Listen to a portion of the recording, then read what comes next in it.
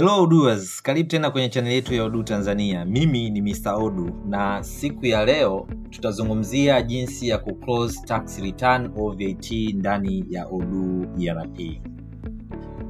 Tuanze hivi.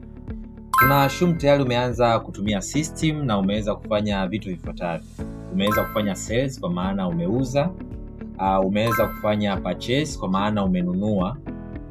Then taxes zimekuwa recorded automatically kupitia zile sales and purchase.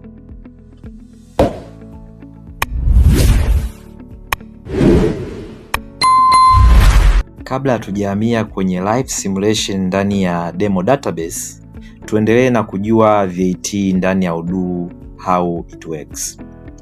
Kwenye sales unakusanya VAT ambayo inaitwa output tax, na kwenye purchases unalipa VAT ambayo tunaita ni input tax.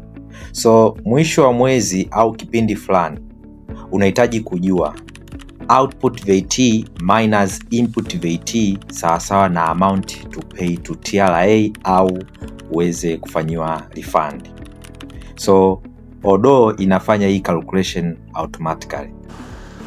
And this is our demo database, na kwenye hii demo tutaonesha ni namna gani tuna close ile tax return yetu ndani ya Odoo. So tuende moja kwa moja kwenye upande wa accounting, kwenye upande wa sales zetu ambazo ni kwenye customer invoice kuangalia zipo.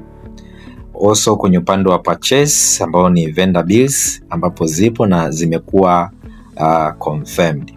So kabla hujaenda kwenye reporting ni kumake sure kwamba sales zako zote au customer invoice zinakuwa posted and not in draft. Same price kwenye upande wa purchase, zile vendor bill zako nazo zinakuwa posted not in draft. Zikiwa kwenye draft maana yake kwenye upande wa report ya ile tax hazitaonekana. So twende kwenye reporting tax return. This is the tax return report ambayo inakuonesha upande ni sales VAT zako against purchase VAT zako.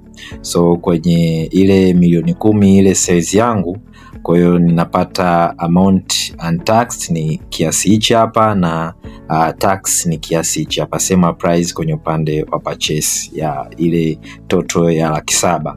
Kwa hiyo kuna untaxed amount ni kiasi hichi hapa na purchase tax ni kiasi hichi hapa. So lazima tuwe kwenye kipindi husika ambao ni April.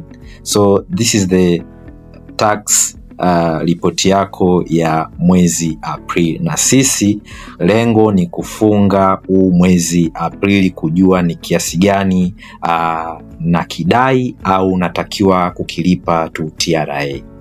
So nita click button closing entry. Automatically system will calculate kuangalia kwamba sales zako na against purchase zako. So according to our transaction, sales zangu zimekuwa kubwa compare manunuzi yangu. So ninapasika kulipa kiasi cha $1,418,644.07 kwa TRA. Kwa hiyo this entry nitaipost. So after posting, nikienda kwenye balance sheet report yangu, as today it was nilitakiwa nije kuonesha kwamba VAT inadaiwa kiasi gani, tax paid ni kiasi gani and tax received ni kiasi gani. So after posting tumeshazifuta hizi tax paid na tax received, kwa the difference imeenda kuwa kwenye tax payable. This is the figure to pay to TRA. So and I want to pay this amount to TRA. So naenda kwenye dashboard, kwenye CRDB, nalipia through CRDB na open, na assume nimeupload statement na paste ile figure nalo paste kule paying TRA tax return. Kwa hiyo nikiselect naenda kuilink na ile ledger ya tax payable.